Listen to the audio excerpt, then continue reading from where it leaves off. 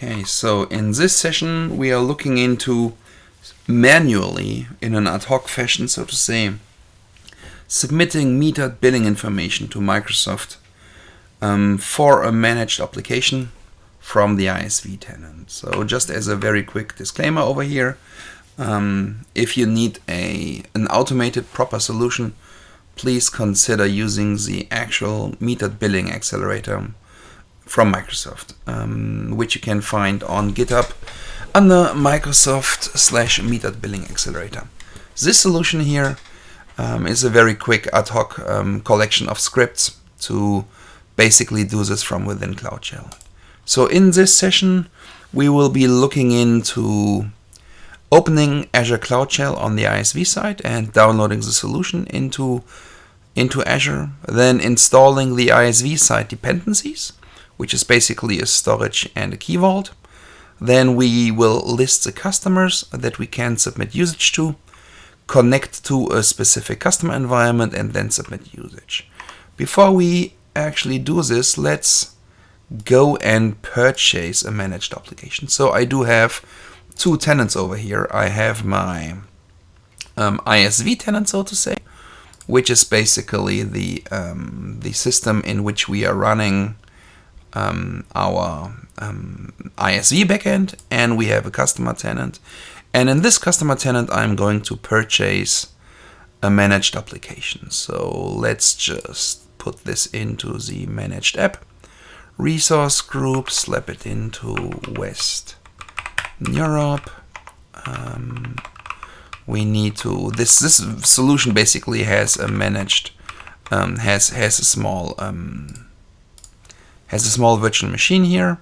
So the prefix will be managed app demo 20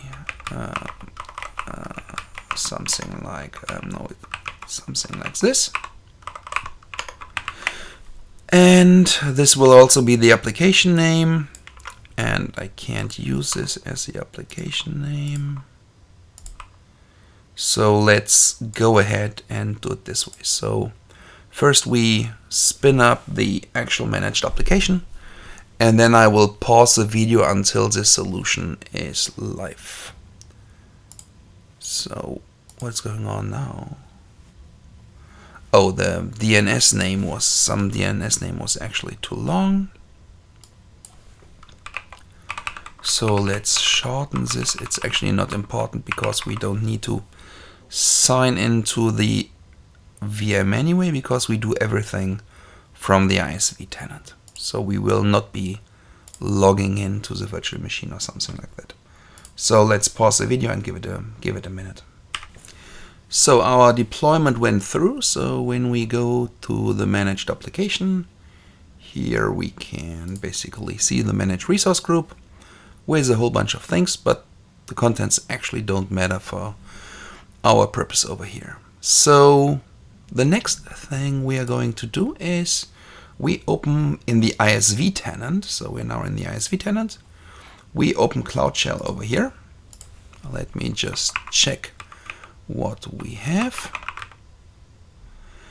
Great. What's in Cloud Drive? That's empty as well. So the first step we do is we copy the repository URL from here and clone this repository. So we say git clone, and then we need to paste. Wow, that isn't helpful. Paste the address of the repo, and we have what, in order to see what's going on, let's actually also open Visual Studio Code in the home directory. So now we can see the various scripts and bits and pieces over here. So some scripts. So the first script we are going to execute is the script for ISV setup. So in the metering directory, we are running ISV setup. And this one says we need to configure a JSON file which contains our ISV configuration over here. So this JSON file is now in the cloud drive / metering data directory, and it's an empty JSON file. In order to populate this with some decent defaults, we are going to call the add defaults script.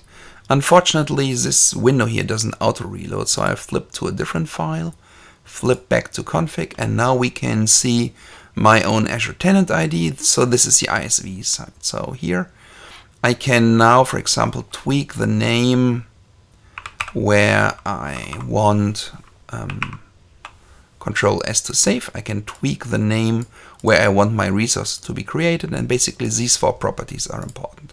The AID tenant is subscription ID, the resource group for the ISV side resources, and in which location that should be. The other stuff can be customized, but we don't need this now. So let's run the ISV setup script over here again. And this ISV setup script will create this resource group over here. So it will create the marketplace metering backend, and it will also install a storage account and a key vault in it, and include some include a key. So now this command is successfully finished. So let's actually flip back to some other file and go back to config.json over here. So we can now see that there is some information included in here as well, which points to a blob storage account and a key vault in our ISV system. So the next step we do is we want to list which customers we have. So in the metering cloud shell, there is one script called list customers. So let's just run this one. And now we can see 3 deployments over here. We can see the subscription ID of the customer. We can see the name of the managed resource group. And we can see the full identity, the full ID of the managed app resource, of the managed app itself. But for the rest of this demo, we need these 2 values here, the subscription ID and the managed resource group. So let's connect our environment to this managed resource group. So in the metering cloud shell, there is one second script called one connect customer deployment. So this one expects a subscription ID. So let me just copy and paste this subscription ID, and it expects the name of the managed resource group that we are interested in to connect to. So let's paste this one here as well, and let's fire off this command. So this will now provision basically a managed identity for metered billing into this resource group, and it will connect it to our backend. So I pause the video for a second. So now it went through. Let's reload our config.json in the cloud drive folder, because now this should not only contain the publisher information, but for the specific subscription and the specific managed resource group, it should contain information such as a client ID of the user-assigned managed identity, which we just created, but also billing informations and what plan is active in this subscription. So the last step which we need to do is we can now emit a meter. So we call the metering cloud shell to-emit meter. And this script now needs, like we had before, it needs our, where did we had this? It needs the subscription ID. Let's copy paste that one. It needs the subscription ID of the customer and the name of the managed resource group. The next thing is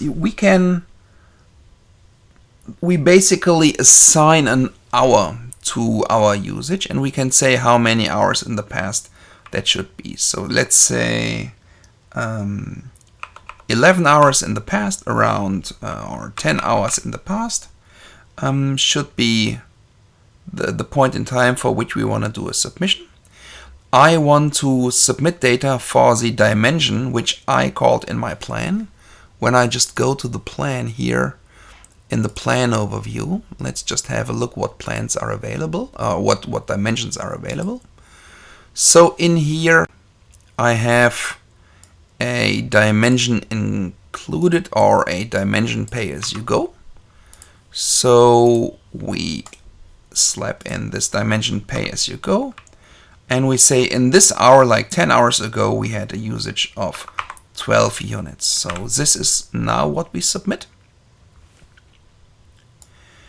And what you can see here is now the request which has been sent to the metered billing API for this particular resource ID and resource URI in the plan 1. For this is basically like midnight. For the dimension pay as you go, we emitted a quantity of 12, and this has been acknowledged. I wrote the script in a way that when you are running in Cloud Shell, this is the response, or the full request response cycle is basically also written to a file in our Cloud Shell, in the cloud drive. So here you see, like when how do I need to refresh this?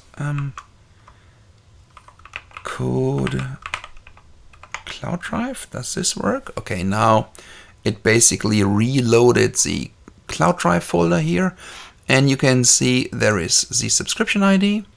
Inside the subscription ID is the name of the managed resource group. Inside that is a dimension, and here you see for this particular time slot the request and the confirmation which we got back from Microsoft. If I just reformat this so you can better see what's in it, you can see that for this particular resource ID and resource URI, we had a quantity of 12 for the dimension pay as you go, with a basically for midnight UTC earlier this morning. If we would submit the same thing for the same time slot again, we can see now that the metered billing API basically says this usage already exists. So it didn't take our second message here. Or if I, for example, would correct this and say, hey, it's not 10, it's 100. This 100 would basically not be accepted. No, wait. This is actually bad. I changed, like for 10 hours ago, I want 100 units. Now I mixed the hours and the time. So here we can see, like, we try to resubmit a quantity of 100, but earlier today we locked in the 12, so this is not acceptable. But if we have the 100 for, let's say, 9 hours ago, that would be accepted here. And inside this folder you can now see the various submissions which we did for different time slots. So this one here, you see, like when I actually said like 100 hours ago, this was the 30th of January, for which we basically get something like the effective time was 2 in the past. For midnight we got a conflict which says like we cannot submit 100 because the 12 are already in the system. And by the way, these files are also available in, where's my cloud drive? So in my MSDN subscription and the resource groups, I have my Cloud Shell storage, actually with 2 storage accounts, so I'm not sure which one contains my bits and pieces. Let's look at the first one here for the file shares.